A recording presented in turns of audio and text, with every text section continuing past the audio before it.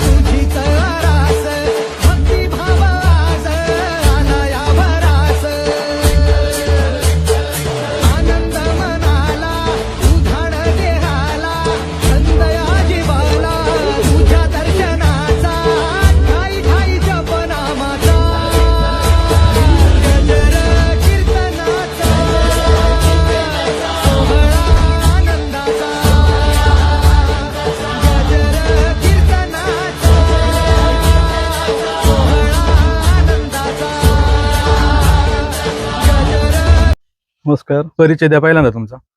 मी सचिन हरिभाऊ पानसरे या गावचा सरपंच म्हणून या ठिकाणी काम करतोय।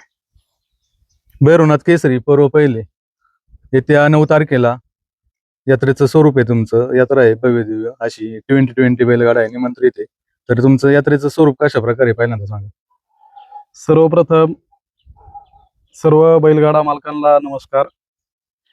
आमच्या पारगाव ग्रामस्थांनी भैरवनाथ केसरी पर्व पहिलं ही आमची यात्रा शनिवार दिनांक 9/5/2026 रोजी सर्व ग्रामस्थांनी आयोजन त्याचं या ठिकाणी केलेलं आहे। आणि ही यात्रा भरत असताना एक पुणे जिल्ह्यातील एक नामांकित यात्रा म्हणून तिचा नावलौकिक या संपूर्ण परिसरात व्हावा या उद्देशानं गेले महिनाभरापासून आमच्या सर्व पारगावमधील ग्रामस्थ अतिशय चांगल्या पद्धतीचं नियोजन आणि आयोजन त्या ठिकाणी करतायत। खरं तर ही यात्रा अतिशय सुंदर आणि शिस्तीमध्ये पार पाडण्याचा आमचा सर्व ग्रामस्थांचा त्या ठिकाणी प्रयत्न राहणार आहे। किती गाडा मालकांना प्राधान्य दिले तुम्ही इथं? या यात्रेमध्ये आम्ही पहिल्या फेरीसाठी जवळपास 216 बैलगाडा मालकांना त्या ठिकाणी संधी दिलेली आहे। आणि पहिल्या फेरीचे 216 गाडे पळाल्याच्या नंतर संध्याकाळी घाटाच्या राजापासून तर 20 बैलगाडा मालकांना फायनलसाठी त्या ठिकाणी आम्ही संधी देणार आहोत। नियमावली काय राहील गाडा मालकांसाठी? सर्व गाडा मालकांना या यात्रेच्या निमित्तानं शुभेच्छा देत असताना यात्रा कमिटीने काही जे नियम व अटी त्या ठिकाणी घालून दिलेले आहेत त्या देखील आपल्या माध्यमातून सर्व बैलगाडा मालकांना सांगणे त्या ठिकाणी गरजेचं आहे। ज्यावेळेस 216 बैलगाडा मालकांना त्या ठिकाणी संधी मिळणार आहे त्यावेळेस यात्रा कमिटीची जबाबदारी ही देखील त्या ठिकाणी मोठी आहे। कारण आम्हाला जर वेळेमध्ये सर्व बैलगाडे मालकांना त्या ठिकाणी संधी द्यायची असेल तर जे नियम यात्रा कमिटीने केलेले आहेत त्या नियमानुसारच यात्रा त्या ठिकाणी पार पाडणार आहे। सर्वप्रथम घाट सकाळी 7 वाजता त्या ठिकाणी चालू होणार आहे आणि 7 वाजता घाट चालू झाल्याच्या नंतर 1 ते 30 बैलगाडा मालक आहे त्या सर्व बैलगाडा मालकांनी 7 ते 8 या वेळेमध्ये आपली सर्व बैल घेऊन या ठिकाणी हजर राहणं गरजेचं आहे. जर एखाद्या बैलगाडा मालकाचा टोकन त्या ठिकाणी निघून गेला तर यात्रा कमिटी त्यांना त्या ठिकाणी सिरियलला संधी देणार नाही. त्यांचा स्टेजवरती सत्कार करू, त्यांची टोकनची जी फी आहे ती परत त्या ठिकाणी दिली जाईल. परंतु कुठेही मधी गाडा घालून गोंधळ निर्माण होईल अशा प्रकारचे चित्र कुणीही बैलगाडा मालकांनी त्या ठिकाणी करू नये. आणि आपण तसा जर त्या ठिकाणी प्रयत्न केला तर आमच्या यात्रा कमिटीचं ठरलेलं आहे का त्या बैलगाडा मालकाचं नाव देखील त्या ठिकाणी पुकारायचं नाही, त्याचे सेकंद देखील त्या ठिकाणी सांगायचे नाही. त्यामुळं कुणीही बैलगाडा मालकांनी आपला अपमान होईल अशा प्रकारचं वर्तन त्या ठिकाणी करू नये. यात्रा कमिटीला ही यात्रा चांगल्या पद्धतीने पार पाडण्यासाठी सहकार्य करावं अशा प्रकारची सर्वांना त्या ठिकाणी विनंती आहे. आणि हे सर्व गाड्या वेळेत पार पाडण्यासाठी 3 मिनिटाचा टायमर त्या ठिकाणी दिलेला आहे. 3 मिनिटामध्ये जर आपला बैलगाडा त्या ठिकाणी झुपला गेला नाही तर तो बैलगाडा त्या ठिकाणी इनामात पात्र धरला जाणार नाही. हा देखील निर्णय यात्रा कमिटीचा त्या ठिकाणी झालेला आहे. काही वेळेस बैलगाडा मालक काय करतो, आपलं कांड त्या ठिकाणी पुढे घेऊन येतो, त्याच्यामध्ये वेळ घालवतो आणि मग त्या ठिकाणी गाडा पुकारायला त्या ठिकाणी सांगतो. आता या यात्रेमध्ये असं काही त्या ठिकाणी घडणार नाही. पहिला बैलगाडा मालकाचं सेकंद सांगून झाले, लगेच आम्ही अलाउन्सर मंडळीला त्या ठिकाणी विनंती केली आहे का टोकन हातात आल्या बैलगाडा मालकाचं नाव त्या ठिकाणी पुकारायचं आणि त्याच मिनिटाला त्या ठिकाणी टायमर लागणार आहे. याची सुद्धा सर्व बैलगाडा मालकांनी नोंद घेणं त्या ठिकाणी गरजेचं आहे. आणि ज्यावेळेस आपण पहिल्या फेरीमध्ये गाडा झुपतोय तर पहिल्या फेरीसाठी कांड हे 70 फुटावरती त्या ठिकाणी राहणार आहे आणि फायनलसाठी त्या ठिकाणी आपण 50 फुटावरती कांड ठेवणार आहे. याची सुद्धा सर्व बैलगाडा मालकांनी नोंद घेणं गरजेचं आहे. पहिल्या फेरीमध्ये जी 4 बैल त्या ठिकाणी होती तीच 4 बैल शेवटच्या फेरीला त्या ठिकाणी ग्राह्य धरली जाईल.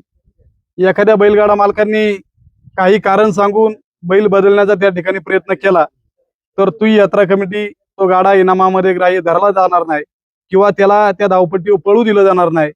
याची सुद्धा सर्व बैलगाडा मालकांनी त्या ठिकाणी नोंद घ्यायची. आणि फायनलसाठी आम्ही 1 ते 15 पर्यंत त्या ठिकाणी बक्षिसं ठेवलेली आहे. घाटाच्या राजापासून तर आम्ही 20च गाडे त्या ठिकाणी घेणार आहे. त्याच्यामुळं फायनलचे जे स्वरूप आहे त्याचा जे बक्षिसाचं वितरण आम्ही त्या ठिकाणी करणार आहे का प्रत्येक बैलगाडा मालकाला त्या ठिकाणी सेपरेट इनाम दिला जाईल. कुठेही 2 पॉईंट एकत्र करून इनाम दिला जाणार नाही. ज्याची बारी सेपरेट होईल त्याला त्या ठिकाणी इनाम दिला जाईल. हा देखील निर्णय आमच्या सर्व ग्रामस्थांचा त्या ठिकाणी झालेला आहे. बक्षिसांचं स्वरूप कशा प्रकारे? ही यात्रा भरत असताना आमच्या सर्व ग्रामस्थांनी आणि सर्व देणगीदारांनी ही यात्रा चांगल्या पद्धतीने पार पडण्यासाठी आम्हाला भरघोस अशा प्रकारचं सहकार्य त्या ठिकाणी केलेलं आहे. प्रथम क्रमांकासाठी 1 लाख रुपयाचं बक्षीस या ठिकाणी ठेवलेलं आहे आणि पळीपोडसाठी 11,000 रुपयाचं त्या ठिकाणी बक्षीस आहे. 2 नंबरसाठी 75,000 रुपयाचं बक्षीस त्या ठिकाणी ठेवलेलं आहे आणि फळीपोडसाठी 7,000चं बक्षीस ठेवलेलं आहे. 1 नंबर फायनलसाठी 61,000 रुपयाचं बक्षीस आहे. 2 नंबर फायनलसाठी 51,000 रुपयाचं बक्षीस आहे. 3 नंबर फायनलसाठी 41,000चं बक्षीस आहे. 4 नंबर फायनलसाठी 31,000चं बक्षीस आहे. 5 नंबर फायनलसाठी 30,000 रुपयाचं बक्षीस आहे. 6 नंबर फायनलसाठी 25,000 रुपयाचं बक्षीस आहे. 7 नंबर फायनलसाठी 21,000 रुपयाचं बक्षीस आहे. 8 नंबर फायनलसाठी 17,000 रुपयाचं बक्षीस आहे. 9 नंबर फायनलसाठी 15,000चं बक्षीस आहे आणि 10 नंबरच्या फायनलसाठी 11,000 रुपयाचं बक्षीस आहे. 11 नंबरच्या फायनलसाठी 10,000 रुपयाचं बक्षीस आहे आणि 12 नंबरच्या फायनलसाठी 1 जुमता गाडा त्या ठिकाणी ठेवला आहे. 13 नंबरच्या फायनलसाठी 5,000 रुपयाचं बक्षीस आहे. 14 नंबरच्या फायनलसाठी देखील 5,000 रुपयाचं बक्षीस आहे आणि 15 नंबरच्या फायनलसाठी देखील 5,000 रुपयाचं बक्षीस आहे. येण्याप्रमाणे भरघोस बक्षिसं ही यात्रा कमिटीने त्या ठिकाणी ठेवलेली आहे आणि घाटाच्या राजासाठी भरघोस अशा प्रकारचं 15,000 रुपयाचं बक्षीस या ठिकाणी ठेवलेलं आहे आणि त्याचप्रमाणे घाटाच्या राजाच्या ट्रॉफीसाठी सुद्धा भव्य अशी ट्रॉफी यात्रा कमिटीच्या वतीनं ठेवलेली आहे आणि जो बैलगाडा मालक 20 फुटावरून त्या ठिकाणी आपलं कांड झुपणार आहे त्याला देखील 5,000 रुपयाचं बक्षीस हे यात्रा कमिटीने ठेवलेले आहे. अशा प्रकारची बक्षिसं यात्रा कमिटीने ठेवत असताना ही यात्रा संपूर्णपणे लाईव्ह करण्याचा प्रयत्न आमच्या सर्व ग्रामस्थांचा त्या ठिकाणी आहे. आणि ही यात्रा भरत असताना मला सर्व बैलगाडा मालकांना विनंती करायची आहे का आमच्या घड्याळावरती जे घड्याळ मास्टर म्हणून त्या ठिकाणी काम करणारे किंवा निशाणावरती जे निशाण बहादर म्हणून काम करणारे ही सर्व मंडळी आमच्या गावचं ग्रामदैवत भैरवनाथ महाराजांचा अभिषेक करून तळी भांडार उचलून अतिशय निपक्षपणे त्या ठिकाणी काम करणारे.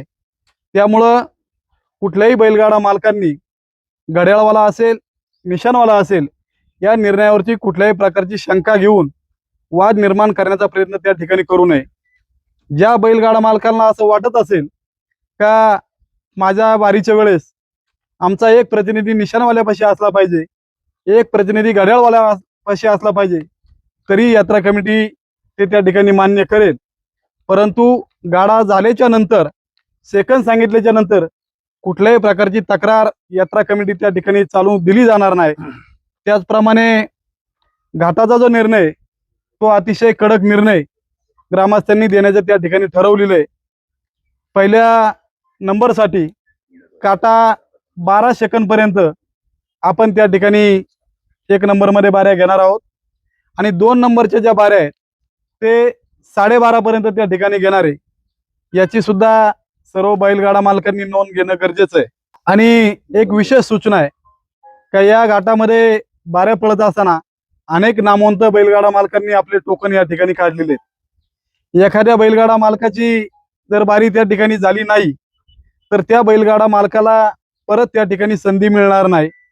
आपण चुकून अशा प्रकारचा त्या ठिकाणी प्रयत्न करून यात्रेमध्ये विघ्न आणण्याचा प्रयत्न करू नये आणि जेणेकरून आपला देखील अपमान या ठिकाणी होणार नाही याची सुद्धा सर्व बैलगाडा मालकांनी काळजी घेणं गरजेचं आहे. धावपट्टी आणि आळ्याचं नियोजन कसं आहे तुमचं? या ठिकाणी आपण सर्वजण पाहताय आंबेगाव तालुक्यामधील नव्हे तर संपूर्ण पुणे जिल्ह्यामधील एक नामांकित धावपट्टी किंवा नामांकित घाट म्हणून आमच्या पारगाव घाटाचा उल्लेख या संपूर्ण परिसरामध्ये त्या ठिकाणी होतोय. अतिशय सुंदर असा घाट आम्ही सर्व ग्रामस्थांनी त्या ठिकाणी बांधलेला आहे आणि जवळपास 435 फुटावरती घाट हा त्या ठिकाणी राहणार आहे. आणि इतका सुंदर घाट बांधल्याच्या नंतर वरती कुठल्याही बैलगाडा मालकाची गैरसोय होऊ नये, कुठल्याही बैलगाडा मालकाला त्या ठिकाणी बैलाला दुखापत होऊ नये या दृष्टिकोनातून आम्ही त्या ठिकाणी अतिशय सुंदर असं जवळजवळ 1.5 ते 2 एकरमध्ये तळ्याचं बांधकाम देखील त्या ठिकाणी केलेलं आहे. आणि एवढं करून देखील ही बैल पकडण्यासाठी आम्ही बांडा ग्रुपला देखील त्या ठिकाणी निमंत्रित केलेलं आहे, जेणेकरून प्रत्येक बैलगाडा मालकाला यात्रा कमिटीच्या वतीनं ग्रामस्थांच्या वतीनं चांगली सोय किंवा चांगली मदत कशा पद्धतीने करता येईल हा सर्व आमच्या ग्रामस्थांचा त्या ठिकाणी प्रयत्न आहे. बैल उतरवण्यासाठी धक्क्यांचं नियोजन कुठे? बैल उतरवण्यासाठी देखील आम्ही त्या ठिकाणी घाटाच्या उजव्या बाजूला, घाटाच्या डाव्या बाजूला आणि पश्चिम बाजूला या तीनही ठिकाणी बैल उतरवण्याचं नियोजन केलेलं आहे. आणि बैल जुंपण्यासाठी घाटाच्या उजव्या बाजूने देखील यायला जागा केलेली आहे, घाटाच्या डाव्या बाजूने देखील यायला जागा केलेली आहे. त्याच्यामुळं कुठल्याही बैलगाडा मालकाची गैरसोय त्या ठिकाणी होणार नाही. आणि ही यात्रा भरत असताना उन्हाचा तडाखा देखील त्या ठिकाणी खूप मोठ्या प्रमाणात आहे. मे महिना चालू आहे आणि सर्व गाडा मालकांना, सर्व ग्रामस्थांना, पै पाहुण्यांना चांगल्या पद्धतीने एका जागेवरती बसून बैलगाडा पाहता यावा यासाठी दोन्ही बाजूनी सुंदर अशी भव्य दिव्य मंडपाची व्यवस्था देखील त्या ठिकाणी केलेली आहे. त्याच्यामुळं कुठल्याही गाडा शौकीनाची, गाडा प्रेक्षकांची गैरसोय त्या ठिकाणी होणार नाही याची काळजी देखील आम्ही यात्रा कमिटीने या ठिकाणी घेतलेली आहे. रॅकचं नियोजन कशा प्रकारे आहे ना आपलं?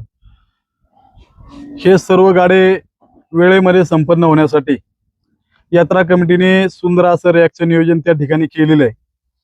रॅकचं नियोजन करत असताना सर्व बैलगाडा मालकांना एक सूचना आणि विनंती देखील या निमित्तानं आहे का आपला एकच प्रतिनिधी त्या ठिकाणी रॅकवरती गाड्यापाशी आपला त्या ठिकाणी थांबेल. आमची यात्रा कमिटीची सर्व माणसं त्या ठिकाणी अतिशय व्यवस्थितपणे बिनचूक काम त्या ठिकाणी करणार आहे. आपला एकदा गाडा रॅकमध्ये आल्याच्या नंतर आपण कुठल्याही बैलगाडा मालकांनी त्या ठिकाणी थांबायचं नाही. आमची यात्रा कमिटी तुमचा गाडा पुण्यावरती आणेपर्यंत त्या ठिकाणी सर्व काम पाहणार आहेत आणि हे सर्व करत असताना सर्व शासकीय गोष्टींचं त्या ठिकाणी पालन करून भारतीय बैलगाडा संघटनेचे जे नियम आहेत, त्यांच्या ज्या अटी आहे, त्या सर्व नियम व अटींचं पालन करून ही यात्रा अतिशय शिस्तीमध्ये आणि शांततेच्या वातावरणामध्ये आम्ही या ठिकाणी संपन्न करणार आहोत. पाहुणे नमस्कार. नमस्कार. पहिल्यांदा तुमचा परिचय द्या. माझा परिचय भाऊसाहेब नाथा सावंत पाटील. कसं राहीन गाडा मालकांना तुमच्याकडून आव्हान आहे? त्यावेळेला जे आव्हान जे आता आमच्या ग्रामस्थांनी जी 2020 भरवली, याचं आव्हान असं आहे का आम्हाला जिल्ह्यात नवी महाराष्ट्रात 1 नंबरची 2020 करायची, पहिला मुद्दा. दुसरा मुद्दा असा का इथं कोणताही वशिला चालणार नाही, हा झाला दुसरा मुद्दा. आणि कोणताही गाडा मध्ये घालून तो पळावला जाणार नाही. जो ग्रामस्थांनी यात्रा कमिटीने जो निर्णय घेतला आहे, ह्या निर्णयात अजिबात तडा जाणार नाही. अशा पद्धतीने ही 2020 होणार आहे. जे तुमचे पुणे जिल्हा बैलगाडा संघटना आणि जे नियमावली, ह्या नियमातच सगळा विषय होणार. पण इथं ही यात्रा का जिल्हा नवी महाराष्ट्रात ह्या यात्रेचं नाव झालं पाहिजे, त्या पद्धतीने आमचा धावपट्टी आहे, त्या पद्धतीने पुढे आमचं तळ आहे. ह्या सगळ्या गोष्टीचा विचार करून आम्ही सर्व ग्रामस्थांनी 2020 हे पहिलं वर्ष चालू केलेलं आहे. माऊली शेठ नमस्कार. नमस्ते. प्रथमच यात्रा भरते 2020 पारगाव आहे ते, तर कशा प्रकारे राहीन ह्या यात्रेचं एक नियोजन? हे खऱ्या अर्थानं भैरवनाथ केसरी आहे ना, तर पुणे जिल्ह्यामध्ये खऱ्या अर्थानं या गावचं नाव सुरुवातीला सांगत राहून गेलेलं आहे. हिरामन शेठ कोळेकर आणि बाळासाहेब कोळेकर यांच्या नावानं हे पहिलं गाव प्रख्यात आणि बैलगाडा क्षेत्रामध्ये प्रख्यात, पारगाव गंगेवाडी. परंतु आता या ठिकाणी सरपंच सचिनभाऊ पानसरे, उद्योजक भाऊसाहेब सावंत पाटील यांनी आणि सर्व ग्रामस्थांनी या ठिकाणी थोडी माहिती तुम्हाला दिलेली आहे. भाऊसाहेबांनी सांगितलं 1च नंबर महाराष्ट्रामध्ये यात्रा ही होणार आहे आणि गाडे मालकांचं त्या ठिकाणी मोठं सहकार्य पाहिजे. आज 20ला गाड्या कमी असतात, परंतु गाडे मालकांच्या आग्रहास्तव त्यांनी थोडे गाडे जास्त घेतले.